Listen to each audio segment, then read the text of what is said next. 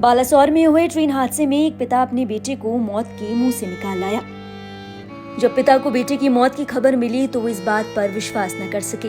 पिता के सामने बेटे का शव पड़ा था, लेकिन पिता थे कि इस बात को मानने को ही तैयार नहीं थे कि उनका बेटा अब नहीं रहा।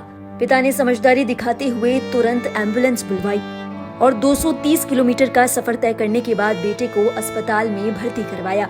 पिता के प्यार के आगे उस ऊपर वाले को भी लिखा हुआ बदलना पड़ा। पिता की इन कोशिशों के बाद बेटे की नब्ज दोबारा चलने लगी।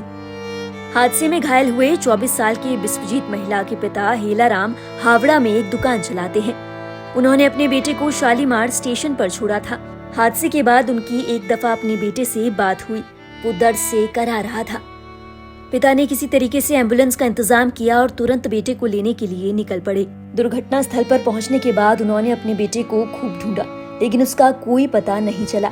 इसके बाद किसी ने उनसे मुर्दा घर में उसे तलाशने की बात कही। ये सुनकर पिता के पैरों तले जमीन खिसक गई। वो बहनागा के एक हाई स्कूल में पहुंचे, जहां हादसे के बाद लाशें रखी गई थी। वहां उन्होंने देखा कि कई सारे शव पड़े हैं। पिता दिल पे हाथ रखकर एक एक शव के ऊपर से कपड़ा हटाता और अपने बेटे को ढूंढता। कई सारे शवों को देखने के बाद पिता को आखिरकार अपना बेटा मिल ही गया। पिता कुछ देर शव के सामने सन्न खड़े रहे, लेकिन वो तुरंत हरकत में आए जब उन्होंने अपने बेटे का हाथ हिलते देखा। दरअसल विश्वजीत बुरी तरीके से घायल था और बेहोश हो चुका था।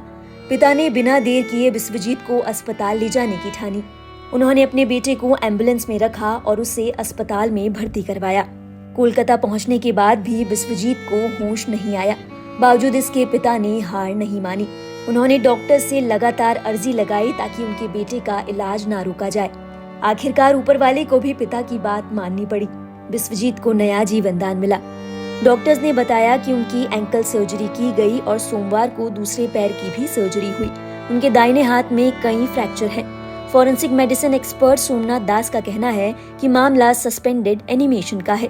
सदमे की वजह से भी ये स्थिति हो सकती है जब अंग काम करना बंद कर देते हैं। गौरतलब है कि हादसे में शवों को बटोरने के लिए कुछ ऐसे लोग भी थे जो कि मेडिकल प्रोफेशनल नहीं थे। ऐसे में किसी शख्स की चूक के चलते विश्वजीत को मुर्दा घर भेज दिया गया था।